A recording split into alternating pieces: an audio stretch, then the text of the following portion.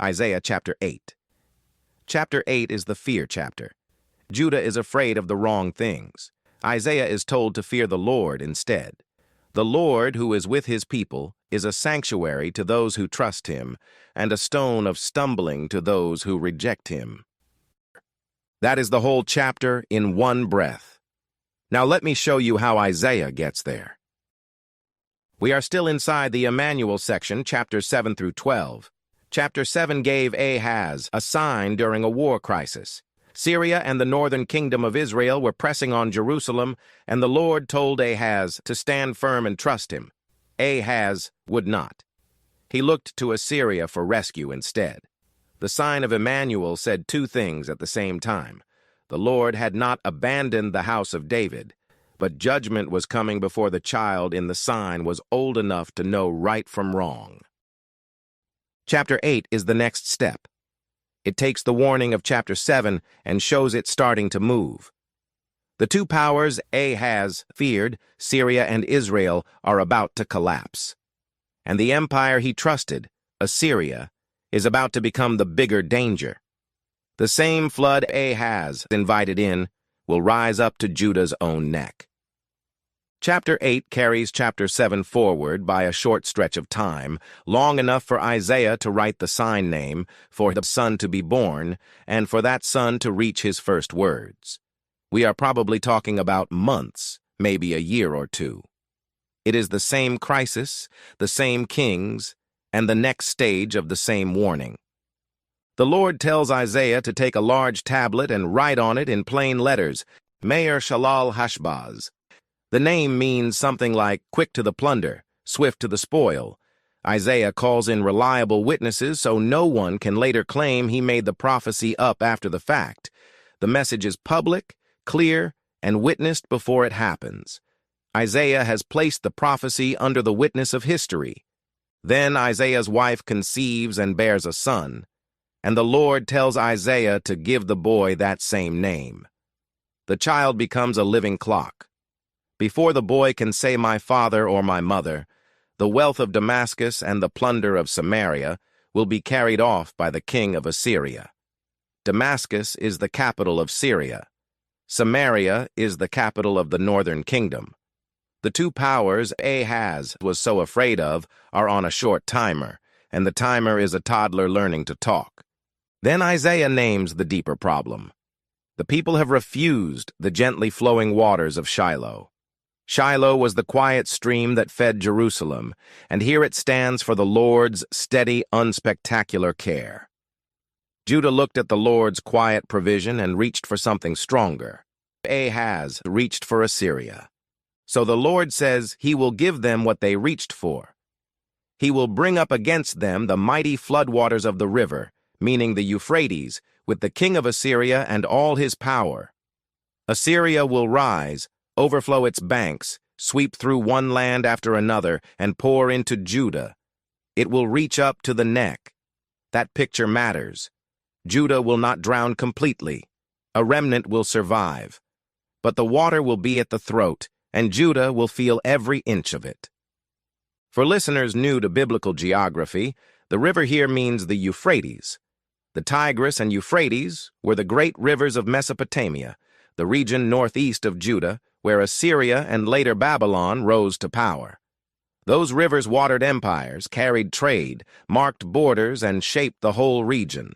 They still help define that part of the world on a map.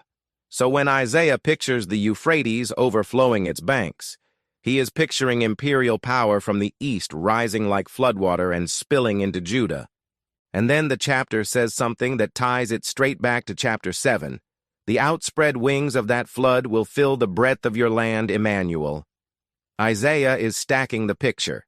Assyria is like floodwater rising from the Euphrates, and its spread over Judah is like wings stretching across the land. The land is still named as Immanuel's land, God with us. Even while the judgment rolls through it, the promise and the flood are happening on the same ground at the same time. The next lines turn the Immanuel theme outward, toward the nations doing the threatening. Raise your war cry, you peoples, and be shattered. Make your plans, and they will fail. Speak your word, and it will not stand. Why? Because God is with us. This is the Immanuel name again, but now it is a warning to the nations. In chapter 7, Immanuel comforted the house of David. Here the same truth, God is with us, becomes the reason the nations cannot win. They can gather, counsel, and strategize all they like. God being present means their plans are already broken. So watch how the Immanuel truth works across these verses. To the faithful, God with us is comfort. To the land, it is a claim of ownership even under judgment. To the hostile nations, it is a threat. Same three words. The difference is never in God. The difference is in who is standing before him. Now we reach the center of the chapter. The Lord speaks to Isaiah with his strong hand upon him and warns him not to walk in the way of this people. Do not call conspiracy everything this people calls conspiracy. Do not fear what they fear. Do not be in dread. The people are afraid of the wrong things. They are afraid of armies, alliances, plots, and the collapse of their political world. Isaiah is told to pull his fear off of all of that and put it in one place. Regard the Lord of hosts as holy. Let him be your fear, and let him be your dread. That is the hinge of the chapter, and it is the hinge of the whole theme. Fear is going to land somewhere. The only question is where. Ahaz feared Syria and Israel, and he reached for Assyria as his rescuer. Isaiah is told to fear the holy God and trust him. It is reverence that puts every smaller fear in its place. Then comes one of the strongest lines in Isaiah. The Lord will be a sanctuary, and he will be a stone that causes stumbling and a rock that makes them fall, a trap and a snare. Same Lord, same holy presence, sanctuary to those who trust him and stumbling stone to those who reject him. The Lord does not change. He is the holy Lord, present with his people. To those who trust him, that presence is a refuge, a place to hide when the flood is at the neck. To those who reject him, that same presence is a stone in the road they trip over and a rock they fall on. The Lord has not moved. The faithful find shelter in him. The unbelieving break themselves against him. The difference is in how they meet the rock, not in the rock itself. The New Testament later picks up this stone language and applies it to Christ. Peter and Paul both say that the stone Israel stumbled over and the cornerstone they were meant to build on is Jesus. Isaiah is already teaching the pattern. The Lord, who stands among his people, requires a response. There is no neutral way to walk past him. You take shelter, or you trip. While the nation is running on fear, Isaiah is told to do something quiet. Bind up the testimony, seal the teaching among my disciples. He commits the Lord's word to the people who will trust it and wait. Then Isaiah says, "Here am I, and the children the Lord has given me." We are signs and wonders in Israel from the Lord of hosts. His own family, with their prophetic names, becomes a living message. A believing remnant is forming inside a frightened nation. It is small, and it is holding on to the word, while many around them look for something stronger to trust. And here is what the frightened people reach for instead. When the pressure rises, some of them turn to mediums and spiritists, the ones who chirp and mutter, to get guidance from the dead. Isaiah's answer is sharp. Should a people not inquire of their God? Why consult the dead on behalf of the living? To the law and to the testimony. That is the standard. If they will not speak according to this word, they have no light in them. The remnant is marked by where it goes for guidance, not to the dead, not to the panic of the crowd. To the word the Lord has already given. The last verses follow the people who reject that word. They pass through the land hard-pressed and hungry. When they are starving, they grow angry, and they curse their king and their God.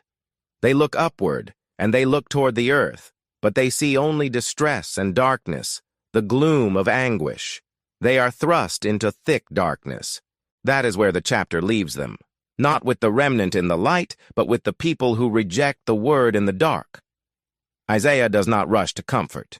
He lets the darkness stand at the end of the chapter. That is exactly why chapter 9 hits the way it does. The next words after this darkness are about a great light dawning on the region that suffered first. But that is chapter 9. Chapter 8 ends in the gloom, and that darkness prepares us for the light.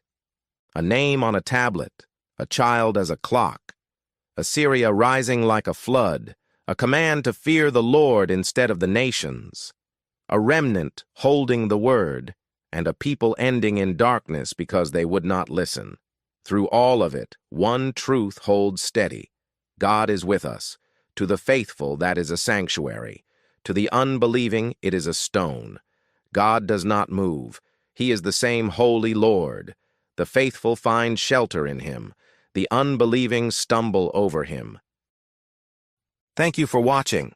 If you are enjoying this Isaiah series, please tap the like button, subscribe, and turn on notifications if you would like to be notified when I release my next video.